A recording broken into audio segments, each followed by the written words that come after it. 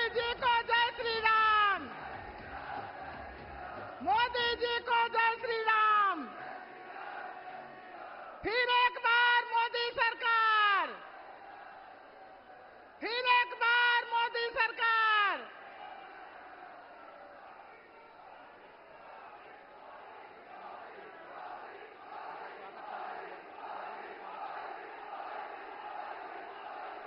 अब मैं अपने मुख्यमंत्री माननीय योगी आदित्यनाथ जी से ओडीओपी के द्वारा स्थानीय उत्पाद one district and and product में हैंडलूम की तरफ से माननीय प्रधानमंत्री जी के स्वागत के लिए निवेदन करती हूं।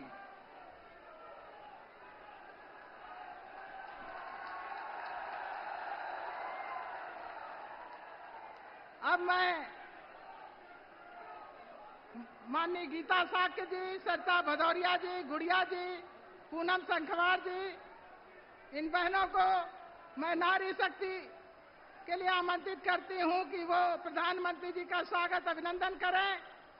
भारत के सुदूर गांवों में बैठी मां बहन को पीएम आवास के रूप में पक्की छत देने वाले, इज्जत घर देकर खुले शौच की मुक्ति दिलाने वाले, गैस कनेक्शन से लेकर धुएं की मुक्ति दिलाने वाले, स्वास्थ्य सुरक्षा समेत आयुष्मान कार्ड देने वाले, नारी शक्ति वंदन अधिनियम को राजनीतिक भागीदारी दिलाने वाले, ऐसे नारी शक्ति को मान सम्मान सुरक्षा की गारंटी देने वाले युग पुरुष यशस्वी माननीय प्रधानमंत्री माननीय नरेंद्र मोदी जी को नारी कल्याण के कार्यों के लिए इटावा, मैनपुरी, कन्नौज की नारी शक्ति इनका स्वागत करती है, अभिनंदन करती है।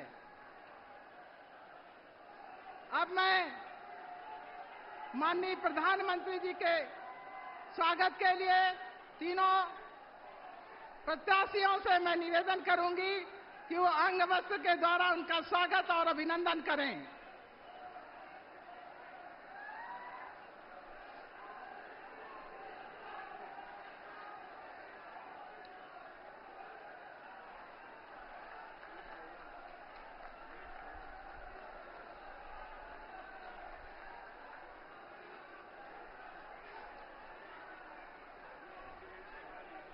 माननीय मुख्यमंत्री जी योगी आदित्यनाथ जी के द्वारा मैं विनम्र आग्रह करते हुए प्रदेश के यशस्वी मुख्यमंत्री माननीय योगी आदित्यनाथ जी को विश्व के सर्वाधिक लोकप्रिय नेता भारत के यशस्वी प्रधानमंत्री माननीय नरेंद्र मोदी जी के सम्मान के हेतु उद्बोधन हेतु कृपा करें।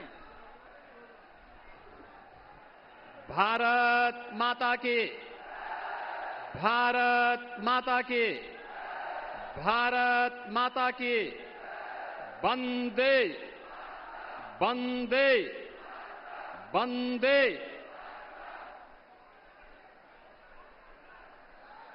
दुनिया के सबसे लोकप्रिय राजनेता भारत के यशस्वी प्रधानमंत्री आदरणीय नरेंद्र मोदी जी का आज इटावा की इस पावन धरा पर आगमन हुआ है। इस अवसर पर उत्तर प्रदेश के 25 करोड़ जनमानस की ओर से आदरणीय प्रधानमंत्री जी का मैं हृदय से स्वागत करता हूं, अभिनंदन करता हूं। मंच पर उपस्थित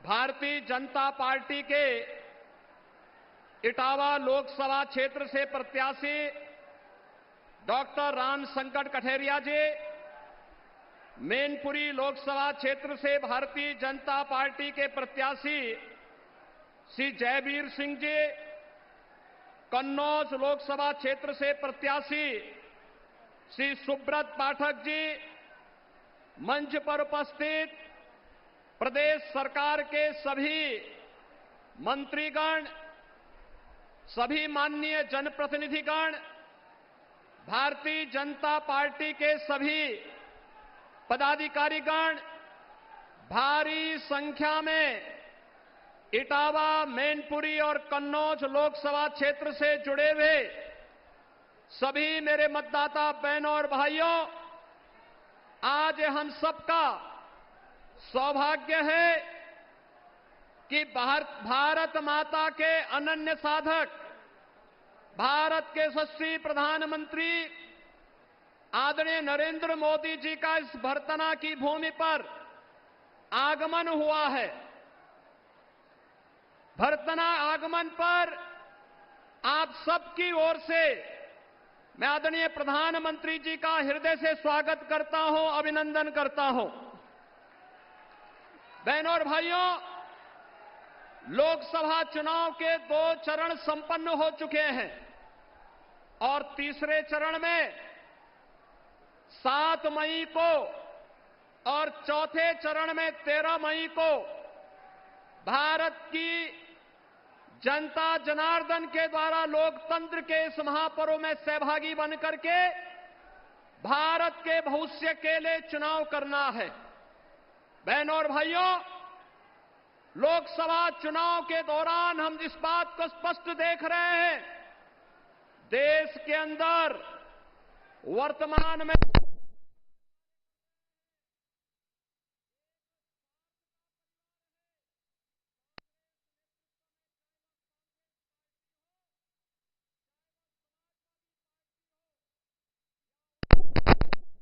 से जुड़ा हुए स्वार्थ का परिवार जो देश की सुरक्षा में सेंध लगाता है, नौजवानों के भविष्य के साथ खिलवाड़ करता है, भ्रष्टाचार जिनका संस्कार है और गरीब कल्याणकारी योजनाओं को कैसे गरीबों को वंचित करने का कार्य करती है, और दूसरी तरफ भारत के 140 करोड़ लोगों के भाग्य विधाता के रूप में भारत की सुरक्षा, भारत का सम्मान और भारत की समृद्धि के साथ दूसरी तरफ भारतीय जनता पार्टी नेतृत्व में मोदी जी का परिवार है। बहनों और भाइयों, पहली बार आपको देखने को मिल रहा है विरासत, विकास और विश्वास का प्रतीक है मोदी परिवार। आज फिर एक बार मोदी सरकार निर्माण की दिशा में तेजी के साथ आगे बढ़ रहा है और आज इसी आह्वान के साथ यहां पर इटावा की इस पावन धरा पर प्रधानमंत्री मोदी जी का आगमन हुआ है। बहनों और भाइयों, ये इटावा की वही भूमि है जिस भूमि पर पहले लोग कहते थे, अयोध्या के बारे में कहते थे कि परिंदा भी पर नहीं मार सकता, लेकिन आज अयोध्या में आपने देखा है रामलला फिर से विराजमान होकर के हम सबको दर्शन दे रहे हैं। एक नया भोर हम सबके जीवन में आया है। पहले यहां पर किस प्रकार की स्थिति थी? विकास के कार्य ठप पड़े हुए थे, अराजकता थी, गुंडागर्दी थी, बेटी और बहू, व्यापारी, कोई सुरक्षित नहीं था। लेकिन बहनों और भाइयों, आज नए भारत में आप देख रहे होंगे क्या सुरक्षा भी है, सम्मान भी है, विकास भी है। ये सामने ही आप देख रहे होंगे, आपके सामने ये बुंदेलखंड एक्सप्रेस वे है और यह क्षेत्र एक्सप्रेस वे के संजाल के साथ जुड़ करके हर घर नल योजना का लाभ भी प्राप्त कर रहा है। आज इस जिससे विकसित भारत की संकल्पना में आप सब भी सहभागी बन सके, इस दृष्टि से आदरणीय प्रधानमंत्री जी 3 लोकसभा क्षेत्रों में मैनपुरी लोकसभा क्षेत्र जिसका चुनाव 7 मई को है, इटावा और कन्नौज लोकसभा क्षेत्र जिनका चुनाव 13 मई को है, इसके लिए आप सभी जनता जनार्दन के लिए, कमल के फूल के लिए समर्थन मांगने के लिए आपके बीच में यहां पर प्रधानमंत्री जी का आगमन हुआ है। इस अवसर पर मैं जनता जनार्दन की ओर से आप सभी मतदाता बहनों और भाइयों की ओर से आदरणीय प्रधानमंत्री जी का इटावा की इस पावन धरा पर हृदय से स्वागत करता हूं, अभिनंदन करता हूं। भारत माता की।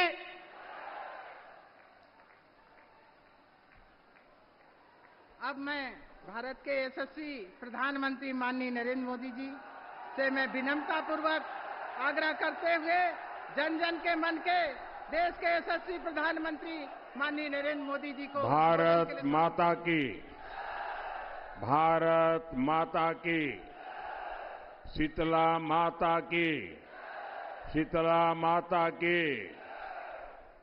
सबसे पहले तो मुझे आने में विलंब हुआ, इसके लिए आप सबकी क्षमा मांगता हूं। इटावा, मैनपुरी और कन्नौज के सभी लोगों को मेरा राम राम। साथियों, मैं जब इस इलाके में आया हूं तो मुझे 2019 चुनाव के पहले की बात याद आ रही है। पार्लियामेंट का सत्र चल रहा था और पार्लियामेंट के अंदर वो पिछली लोकसभा का आखिरी सत्र था और उसके बाद 2019 के चुनाव के लिए चलना था। तो मुलायम सिंह जी भाषण करने के लिए खड़े हुए और स्वर्गीय मुलायम सिंह जी ने 2019 के चुनाव के कुछ दिन पहले पार्लियामेंट में कहा था और एक प्रकार से वो आशीर्वाद बन गया कि मोदी जी आप तो दोबारा जीत करके आने वाले हैं। अब नेताजी हमारे बीच नहीं है, लेकिन संयोग देखिए उनके सगे भाई बीजेपी को जिताने की अपील कर रहे हैं।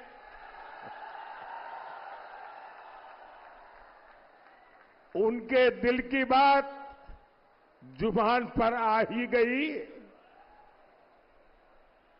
भाइयों और बहनों, मोदी अपने 10 साल के कार्यकाल के बाद फिर एक बार आपसे आशीर्वाद मांगने आया है।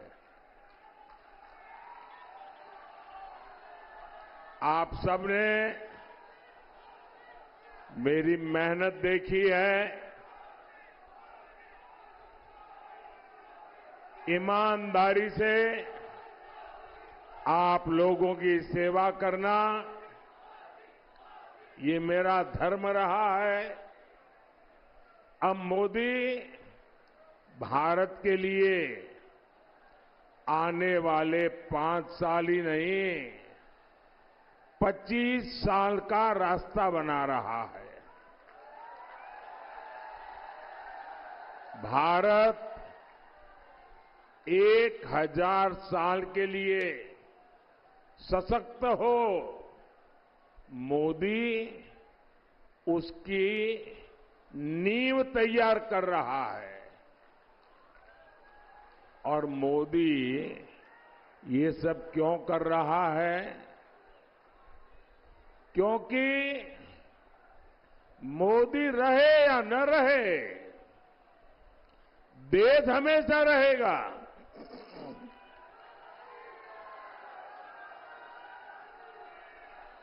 और ये सपा कांग्रेस वाले क्या कर रहे हैं? ये चुनाव लड़ रहे हैं अपने भविष्य के लिए, अपने बच्चों के भविष्य के लिए। और मोदी किसके लिए खप रहा है? मैंने तो आगे पीछे कुछ रखा ही नहीं है। योगी जी भी वैसे और मोदी जी भी ऐसे है।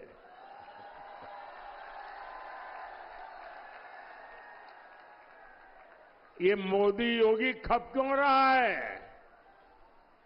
हमारे तो बच्चे हैं नहीं। हम खप रहे हैं आपके बच्चों के लिए। हम खप रहे हैं आपके बच्चों का भविष्य बनाने के लिए। ये विकसित भारत का संकल्प क्या है? ये विकसित, ये सिर्फ 4 शब्द वाला मामला नहीं है। इसमें 4 शब्द और जुड़े हैं। आपके बच्चों का सुखी संसार। आपके बच्चों की आय, उनका रोजगार, यही तो विरासत है जो मोदी आपके बच्चों के नाम लिखना चाहता है। और साथियों, इन परिवारवादियों की विरासत क्या है?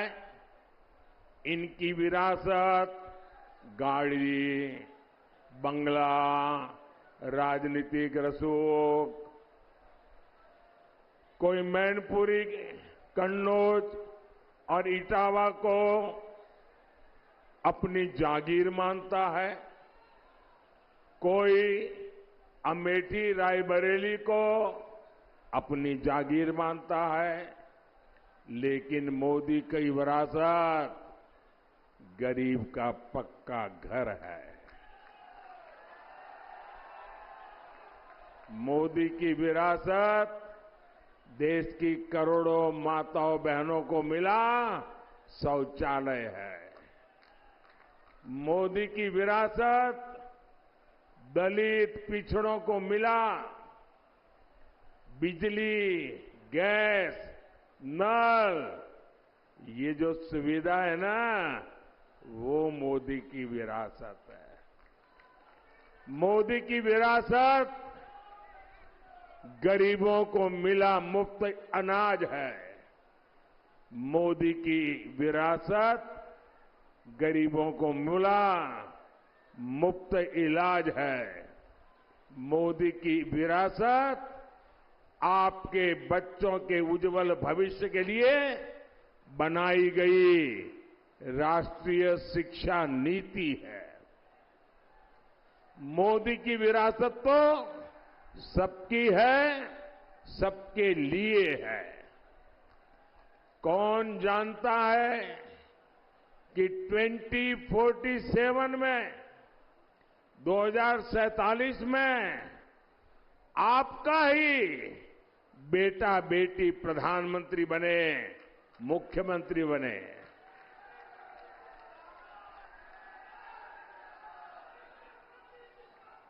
शाही परिवार का वारिस ही पीएम, सीएम बनेगा। ये कुप्रथा इस चाय वाले ने तोड़ दी है।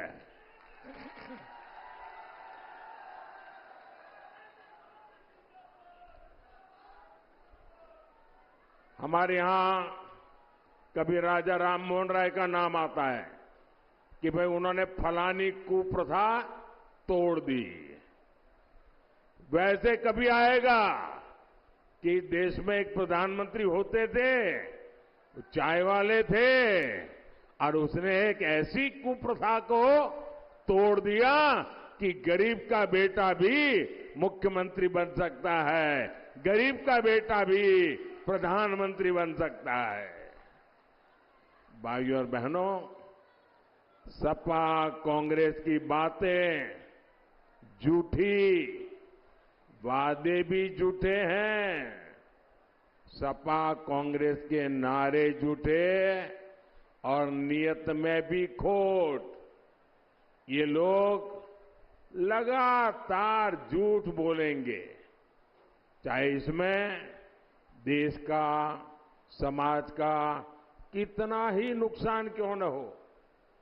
इन लोगों ने देश को कोरोना के संकट काल में भी नहीं छोड़ा था। मोदी तब एक एक जीवन बचाने में जुटा था। देश के वैज्ञानिकों ने टीका बनाया, लेकिन सपा कांग्रेस के लोग उसको भी बदनाम करते थे। खुद चोरी छिपे टीके लगवाते थे और टीवी पर, सोशल मीडिया पर जनता को भड़काते थे ताकि हाहाकार फैले और पाप मोदी के माथे पर लगे। साथियों, अब ये हमारा लोकतंत्र हमारे संविधान को लेकर झूठ फैलाने में एड़ी चोटी का जोर लगा रहे हैं। क्यों? क्योंकि मोदी ने इनके वोट बैंक को उनकी तुष्टीकरण की पोल खोल दी है। साथियों, आपको पता होना चाहिए 75 साल पहले जब देश का संविधान बना, उस समय देश के विद्वान लोग संविधान बना रहे थे, तो हमारे संविधान निर्माताओं ने कहा था कि धर्म के आधार पर आरक्षण नहीं होगा। बाबा साहब आम्बेडकर ने कहा था, अरे खुद नेहरू जी ने भी कहा था कि धर्म के आधार पर आरक्षण नहीं होगा।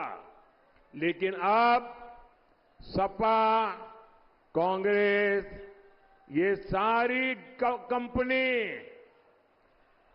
एससी, एसटी, ओबीसी का आरक्षण छीनकर उसे धर्म के आधार पर बांटना चाहते हैं। कर्नाटका में रातों रात इन्होंने मुस्लिम जातियों को ओबीसी घोषित कर दिया। रातों रात फतवा निकाला, थप्पा मार दिया कि कर्नाटक में जितने मुसलमान हैं सबके सब ओबीसी। तो परिस्थिति क्या हुई?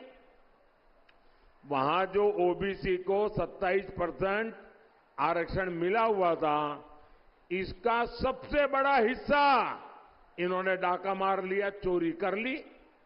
बाकियों के पास कुछ बचा ही नहीं। यूपी में अगर ऐसा हुआ तो ये मेरे यादव भाई बहन, मेरे मौर्य भाई बहन, मेरे लोध भाई बहन, मेरे पाल भाई बहन, मेरे जाटव भाई बहन, मेरे शाक्य भाई बहन, मेरे कुशवाहा भाई बहन, इन सबके हक का क्या होगा? ये बहुत बड़े खतरे की घंटी है। साथियों, सपा वाले जिस समाज का ठेकेदार होने का दावा करते हैं, ये भ्रम भी टूट जाएगा। या तो ये अपने परिवार का भला करते हैं या फिर अपने वोट बैंक का। आप लोग याद रखिए, आज भी सपा को पूरे प्रदेश में उम्मीदवार बनाने के लिए अपने परिवार के बाहर कोई यादव नहीं मिला, जबकि ये भाजपा है जिसमें कोई भी कार्यकर्ता बड़े से बड़े पद पर पहुंच सकता है। और इसीलिए आज मध्य प्रदेश के मुख्यमंत्री हमारे मोहन यादव जी मुख्यमंत्री जी के नाते मध्य प्रदेश को दौड़ा रहे हैं। ये है भाजपा की नीति, ये है भाजपा की रीति, ये है भाजपा का जीता जागता उदाहरण। भाइयों और बहनों, सपा कांग्रेस की खोटी नीयत का हिसाब बहुत लंबा है।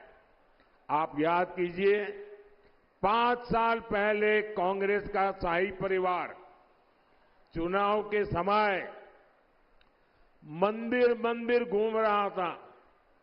कोई कहता था इस कोने में मंदिर है, अरे बोलो चलो भाई।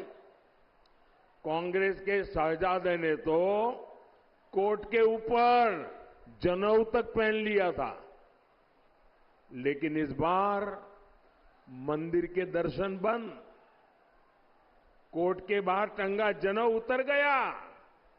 इतना ही नहीं, 500 साल बाद एक ऐतिहासिक पल आया। पूरा देश भव्य राम मंदिर बनने से खुश हुआ, लेकिन इन्होंने प्राण प्रतिष्ठा का निमंत्रण भी ठुकरा दिया। साथियों, इनको तो इतनी नफरत है। अभी मैं द्वारिका जी गया था गुजरात में, और आपको मालूम है, पुरातत्वविद कहते हैं कि भगवान श्री कृष्ण की जो द्वारिका है वो समुद्र के नीचे डूबी हुई है। तो पुरातत्वविदों ने खोज के निकाला है। तो मेरा मन करता था कि जो द्वारिका प्रभु कृष्ण ने बनाई है, मुझे वहां जाकर के माथा टेकना चाहिए। और इसलिए मैं समुद्र में नीचे गया, पूजा की, और भगवान कृष्ण को पसंद मोरपिंच वहां भेंट चढ़ा करके आया। अब एक कांग्रेस के साझादे को बड़ी परेशानी है कि कृष्ण क्यों पूजा करने के लिए नीचे गए क्यों। अब मैं ये यहां के सपा वालों को पूछना चाहता हूं, अरे आप तो अपने आप को यदुवंशी कह रहे हो, श्री कृष्ण के वारिस कह रहे हो, और देश का प्रधानमंत्री श्री कृष्ण की पूजा करे, और तुम्हारे अपने साथी उसकी आलोचना करे। अरे तुम काहे को यदुवंशी हो रहे?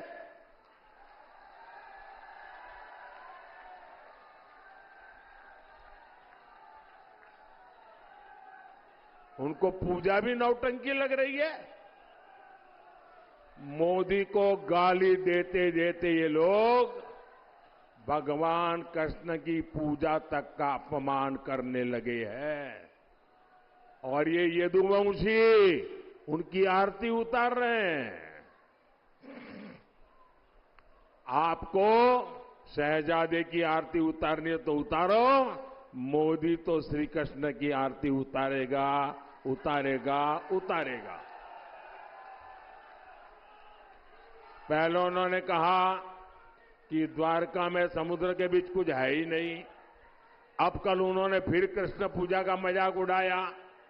इन्हें आपकी आस्था से कोई मतलब नहीं है। भाई और बहनों, आपने तो योगी जी के नेतृत्व में हालात बदलते देखे हैं। यहां माताओं बहनों का घर से निकलना मुश्किल था। व्यापारियों से रंगदारी, फिरौती, जमीनों पर कब्जा आम बात थी। सपा राज में नारा चलता था, खाली पट्टा हमारा है। यही नारा था उनका। कहीं भी अपना झंडा गाड़ दिया करते थे। उत्तर प्रदेश को इस स्थिति से निकालकर योगी जी ने उत्तर प्रदेश के उज्जवल भविष्य की गारंटी दे दी है। ये जो क्षेत्र कट्टा फैक्ट्री, कट्टा बनाने का काम, अब आज देखिए कमाल, यहां डिफेंस कॉरिडोर बन रहा है। आज यहां के वस्त्र उद्योग और कन्नौज के इत्र की को नई पहचान मिल गई है। और मैं तो विदेश के मेहमान मिलते हैं ना, तो कन्नौज के इत्र की सुगंध उनको अवश्य मौका देता हूं, क्योंकि उन्होंने नेचुरल चीजें देखी नहीं है जी। G20 की बैठक में भी मैंने दुनिया के जितने बड़े बड़े लोग आए थे ना, ये कन्नौज का इत्र मैंने उनको उपहार में दिया था। भाई, देश का गौरव ऐसे बढ़ता है। साथियों, किसानों का, पशुपालकों का हित हमारी प्राथमिकता है। इटावा के किसानों के पीएम किसान सम्मान निधि के करीब 700 करोड़ रुपए दिए गए। ये गोपालक भाई बहनों का इलाका है। यहां पशुओं की पूजा होती है। हमारी सरकार ने इस इलाके में हजारों पशुओं का मुफ्त टीकाकरण कराया है। यहां हमारे छोटे किसान बाजरा भी खूब उगाते हैं। आपके बाजरे को श्री अन्न के रूप में दुनिया के बाजारों तक पहुंचाऊंगा, ये मोदी की गारंटी है। हम आलू टमाटर किसानों के लिए कोल्ड स्टोरेज भी बनाने वाले हैं, फूड प्रोसेसिंग फैक्ट्रियां लगाने वाले हैं। इसके लिए भी हम किसान उत्पादक संघों एफपीओ को बढ़ावा दे रहे हैं।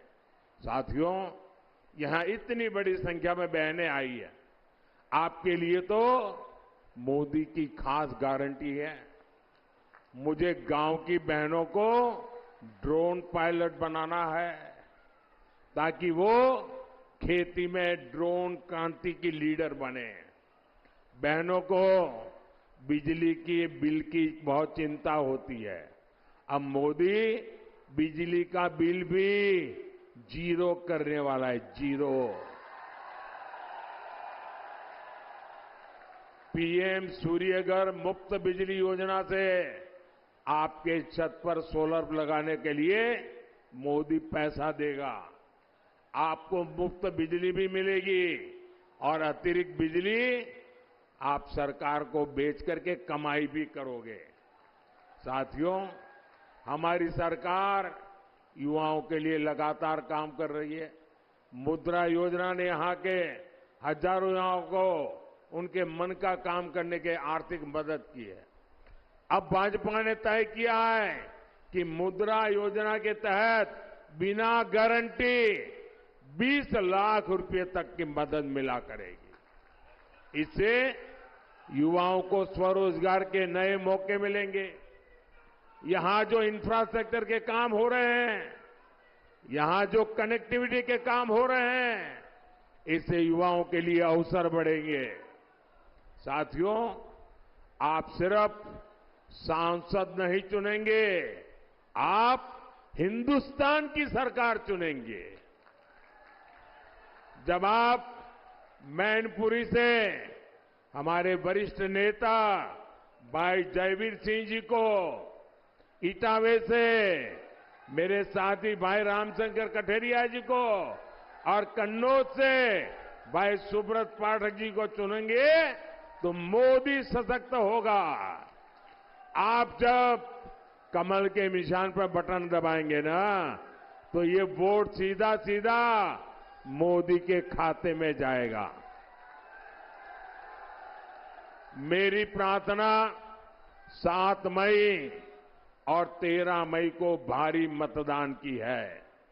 आप घर घर जाइएगा, ज्यादा से ज्यादा मतदान के लिए प्रेरित करिएगा और भारी पुराने सारे रिकॉर्ड टूटने चाहिए। मेरा एक काम और करोगे? मेरा एक काम करोगे? जरा हाथ ऊपर बता के करोगे? यहां से आज जब भी घर घर जाएं, लोगों को मिले और सबको कहना मोदी जी इटावा आए थे और मोदी जी ने आपको जय श्री राम कहा है। मेरा जय श्री राम पहुंचा देंगे? बोलिए भारत माता की, भारत माता की, भारत माता की।